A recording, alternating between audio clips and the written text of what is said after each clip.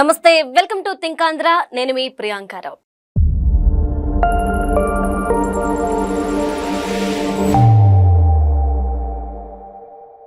చేబ్రోలు కిరణ్. ఈ కిరణ్ కి సంబంధించి మనందరికీ తెలుసు, అరెస్ట్ అయ్యాడు భారతి గారి మీద అనుచిత వ్యాఖ్యలు చేసినందుకు. అయితే ఇప్పుడు కొన్ని కామెంట్స్ అనేవి వస్తున్నాయి ఈయనకి సంబంధించి. టీడీపీ ఈయన్ని బయటకు వదిలింది అంటే సొంత కార్యకర్తని అరెస్ట్ చేసి ఏం ప్రూవ్ చేస్తుంది అంటే ఎవరైనా సరే ఆడవాళ్ళ గురించి మాట్లాడితే మేము ఊరుకోము, సహించము అని. దీంతో వైసీపీ వాళ్ళ కొంతమందికి వణుకు పుట్టింది అని చెప్పి కొంత ప్రచారం జరుగుతుంది. ఇందులో వాస్తవం ఎంత, అసలు టీడీపీ స్ట్రాటజీ ఏంటి, ఈ విషయాలపై మనతో మాట్లాడడానికి ఈ రోజు మనతో పాటు ప్రముఖ పొలిటికల్ అనలిస్ట్ అప్పసాని రాజేష్ గారు ఉన్నారు. ఆయనతో మాట్లాడదాం. నమస్కారం సార్. సార్, కిరణ్ అరెస్ట్ చూసిన తర్వాత అందరికీ భయం పట్టుకుంది. ఎందుకు అంటే కిరణ్ అంటే సొంత కార్యకర్తనే వదలలేని పార్టీ ఇక మమ్మల్ని వదులుతుందా అని కొంతమంది వాళ్ళ అకౌంట్స్ ని డియాక్టివ్ చేసుకున్నట్టు వార్తలు వస్తున్నాయి. ఎలా చూడాలి అంటారు?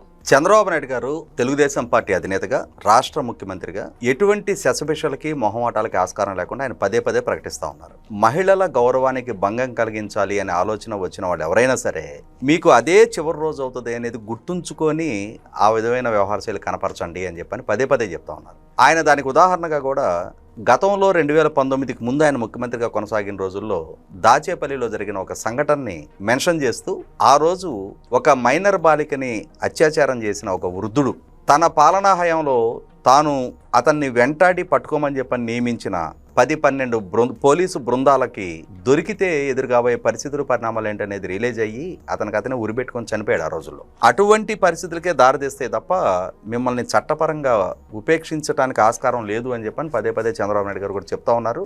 అదే సందర్భంలో తన పార్టీ కార్యకర్త అయినా సరే మహిళల గౌరవానికి భంగం కలిగించిన పక్షంలో ఎట్టి పరిస్థితుల్లో పాలకుడిగా మా ప్రభుత్వం వైపు నుంచి మా పార్టీ కార్యకర్తని కూడా ఎటువంటి ఉపేక్షణ ఉండదు అని చెప్పని నిర్ధారణ చేస్తూ కిరణ్ అరెస్ట్ చేయడం కూడా జరిగింది. అయితే ఇక్కడ గమనించుకోవాల్సింది ఏంటి అంటే, కిరణ్ అరెస్టు జరిగిన వెంటనే ఒక ఉన్మాదాన్ని ప్రదర్శిస్తూ వైసీపీ సోషల్ మీడియా ట్విట్టర్లో, ఫేస్బుక్లో, వాట్సాప్లో కూడా కిరణ్ని బెదిరిస్తూ నరికేస్తాం, చంపేస్తాం, పొడి చేస్తాం అంటూ విపరీతమైన ట్రోల్కి గురి చేశారు. అదే సందర్భంలో కిరణ్ చేసిన వ్యాఖ్యలకి కౌంటర్గా అంటూ భువనేశ్వర్ గారిని, బ్రాహ్మణి గారిని కూడా అవమానిస్తూ వ్యక్తిత్వానికి పాల్పడుతూ రాష్ట్ర హోంమంత్రిగా ఉన్న అనిత గారి పట్ల కూడా అసభ్యకరమైన వ్యాఖ్యలు చేస్తూ పోస్టులు పెట్టారు. కానీ ప్రభుత్వం స్పందన చూసిన తర్వాత సొంత పార్టీ కార్యకర్తను కూడా అరెస్టు చేసి జైలుకి తరలించిన అంశాన్ని వీక్షించిన తర్వాత వైసీపీ వాళ్ళకు కూడా కొంత తత్వం బోధపడింది. సొంత పార్టీ కార్యకర్తనే ఉపేక్షించినప్పుడు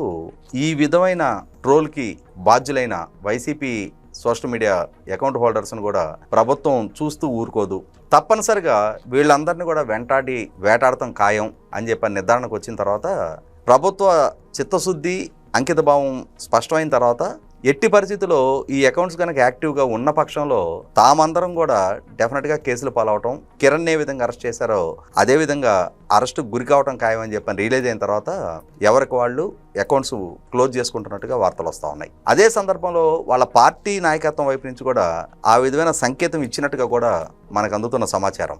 మీ అకౌంట్స్ అన్ని డియాక్టివేట్ చేసుకోండి, లేని పక్షంలో మిమ్మల్ని అందరినీ ఐడెంటిఫై చేసి మిమ్మల్ని అరెస్ట్ చేయడానికి ఆస్కారం ఉంది అని చెప్పని. అంటే అరెస్టు చేస్తారు కాబట్టి డియాక్టివేట్ చేసుకోమంటున్నారు, లేకుంటే ఆ అకౌంట్స్ కంటిన్యూ చేయండి, అదే విధమైన ప్రచారం చేయండి, అదే విధమైన సంస్కృతిని పెంచి పోషించండి అని చెప్పని ఆ పార్టీ మొదటి నుంచి ప్రోత్సహిస్తూ ఉంది. కానీ ఇప్పుడు ప్రభుత్వ పరంగా వీటిని టాలరేట్ చెయ్యము అని చెప్పని, మా క్యాడర్నే మేము సహించట్లేదు, మిమ్మల్ని అయితే అసలు ఎట్టి పరిస్థితుల్లో ఊరుకునే ఆస్కారమే లేదు అని చెప్పని ఒక సంకేతం ప్రభుత్వం వైపు నుంచి వెలువడిన తర్వాత వాళ్ళల్లో కూడా ఆ ఉలికిపాటు చాలా స్పష్టంగా మనకు కనిపిస్తూ ఉంది. ఏదేమైనా సరే గతంలోనే ఎన్డీఏ కూటమి ప్రభుత్వం అధికార బాధ్యతలు చేపట్టిన తర్వాత సోషల్ మీడియాని ప్రక్షాళన దిశగా కొంతవరకు ప్రయత్నం చేశారు. చాలా మందిని అరెస్టులు చేశారు. కొంతమంది నెలల తరబడి జైళ్లలోనే ఉన్నారు ఇప్పటికి కూడా. బోరుగడ్డ అనిల్ అయినా, వర్ర రవీందర్ రెడ్డి అయినా, ఆ తర్వాత రెడ్డి గారి అమ్మాయి అని చెప్పని ఒక అమ్మాయి ఉండేది. ఎంత వల్గర్ లాంగ్వేజ్ తోటి ఆ అమ్మాయి పోస్టులు పెట్టేదో మనకందరికీ అనుభవపూర్వకంగా చూస్తున్నాం. ఇటువంటి వాళ్ళందరి మీద కేసులు నమోదయ్యి వాళ్ళందరూ వారాల తరబడి, నెలల తరబడి జైల్లోనే చూసొచ్చిన తర్వాత చాలా వరకు సోషల్ మీడియా అకౌంట్స్ కొంత నియంత్రణలోకి వచ్చాయి. భాష విషయంలో కొంత అదుపులోనే ఉంటున్నారు. కొంత సమయంతో సోషల్ మీడియాలో ఆరోగ్యకరమైన విమర్శ చేయటం వేరు, ప్రభుత్వంలో ఏదైనా తప్పులు జరుగుతూ ఉంటే వాటిని ప్రస్తావించడం వేరు, ప్రభుత్వంలో లోపాలుంటే ఎత్తి చూపకూడదు అని చెప్పని ఎవరు నియంత్రించలేరు. ప్రజాస్వామ్యంలో భావ ప్రకటన స్వేచ్ఛని నియంత్రించడం కూడా సాధ్యం కాదు. కానీ ఇక్కడ జరుగుతున్నది ఏంటంటే భావ ప్రకటన స్వేచ్ఛ ముసుగులో వ్యక్తిత్వాన్ని పాల్పట్టు, ముఖ్యంగా మహిళల్ని లక్ష్యంగా చేసుకొని తెలుగుదేశం పార్టీలో ఉన్న క్రియాశీలకంగా ఉండే మహిళా నాయకురాలని, తెలుగుదేశం పార్టీ సోషల్ మీడియాలో క్రియాశీలకంగా ఉండే మహిళల్ని, వీళ్ళని లక్ష్యంగా చేసుకొని ఏ విధమైన జుగుసాకరమైన మార్పింగ్ ఫోటోలతోటి విరుచుకుపడే వాళ్ళు చూస్తూ ఉన్నాం. కాబట్టి ఏంటంటే ఆ విధమైన సంస్కృతిని పూర్తి స్థాయిలో ప్రక్షాళన చేయడానికి ప్రభుత్వం కంకణబద్దులై ఉన్నారు. కాబట్టి ఇవాళ కిరణ్ అరెస్టు కళ్ళ ముందు కనిపిస్తున్న నేపథ్యంలో తమ పార్టీ కార్యకర్తని అరెస్ట్ చేసిన తర్వాత ఎట్టి పరిస్థితుల్లో మిగిలిన వాళ్ళని ఉపేక్షించడానికి ఆస్కారమే ఉండదని చెప్పిన రియలైజేషన్ తోటి అకౌంట్స్ అన్ని దాదాపుగా అన్ని క్లోజ్ చేస్తున్నట్టుగానే కనిపిస్తూ ఉంది. సోషల్ మీడియాలో క్రియాశీలకంగా ఉండే మళ్ళాంటి వాళ్ళందరికీ కూడా ఇక నుంచైనా సరే ఈ జుగుసాకరమైన పదజాలంతో ఈ జుగుసాకరమైన ఈ సంస్కృతిని ఇక ముందు కొనసాగించకుండా ఉండటానికి వాటిని చూసే అవకాశం, ఆ కర్మ మనకి లేకుండా పోయింది అనేది అయితే వాస్తవం.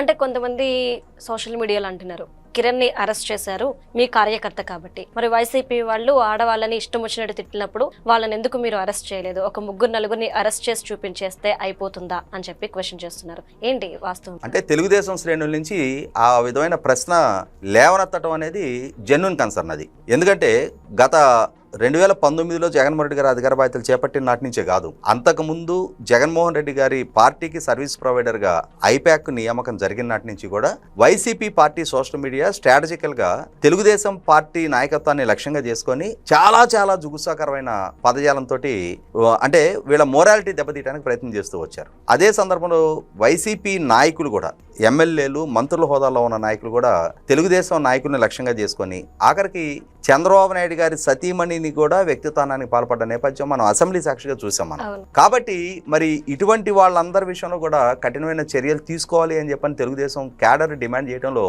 ఏ విధమైన వాళ్ళని ఆక్షేపించడానికి ఆస్కారం లేదు. ఖచ్చితంగా జెన్యూన్ కన్సర్న్ అది. అయితే ఇప్పుడు నాకున్న సమాచారం మేరకు ఎన్డీఏ కూటమి పదవి బాధ్యతలు చేపట్టిన తర్వాత దాదాపుగా ఇప్పటికి 30 మంది వరకు వైసీపీ సోషల్ మీడియా కార్యకర్తలు అరెస్టులకు గురయ్యారు. అదే సందర్భంలో క్రియాశీలకంగా ఉండి ఈ విధమైన అసభ్య పదజాలంతో పోస్టులు పెట్టేవాళ్ళు ఇంకా కొంతమంది ఇప్పుడు రాడార్లో ఉన్నారు. 100% వాళ్ళ అరెస్టులు కూడా జరిగి తీరుతాయి. ఏ ఒక్కళ్ళని ఉపేక్షించడానికి ఆస్కారమే లేదు. అదే సందర్భంలో బోరుగడ్డ అనిలైనా, వల్లభనేని వంశీ ముఖ్యంగా మాట్లాడుకుంటే వేరే కేసులు అరెస్ట్ అయితే అయి ఉండొచ్చు, కానీ అతను వాడిన పదజాలం, అతను ఎంత జుగుసాకరమైన పదజాలంతో వ్యక్తిత్వానికి పాల్పడ్డాడనేది తెలుగుదేశం శ్రేణులకు కూడా తెలుసు. కాబట్టి ఏంటంటే మరి ఇప్పుడు దాదాపుగా నేను అనుకోవటం 2 నెలలు కావస్తుంది అతను అరెస్ట్ జరిగి కూడా. మరి 2 నెలలుగా అతను జైల్లోనే ఉన్నాడు. ఇప్పట్లో బెయిల్ వస్తుందో కూడా తెలియదు. అతను చేసిన అరాచకాలు, ఆక్రమణలు, అతిక్రమణలు, ఉల్లంఘనలు, దాడులు, దౌర్జన్యాలు, పార్టీ కార్యాలయం మీద అతని ద్వారా ప్రేరేపించబడి చేసిన దహనాల నేపథ్యంలో 100% ఇంకా కొన్ని నెలల పాటు అతనికి జైలు జీవితం తప్పే ఆస్కారమే లేదు. అదే సందర్భంలో వాళ్ళు చేసిన తప్పులకు తగిన మూల్యం చెల్లించే తీరుతారు. Okay, right. Thank you so much sir.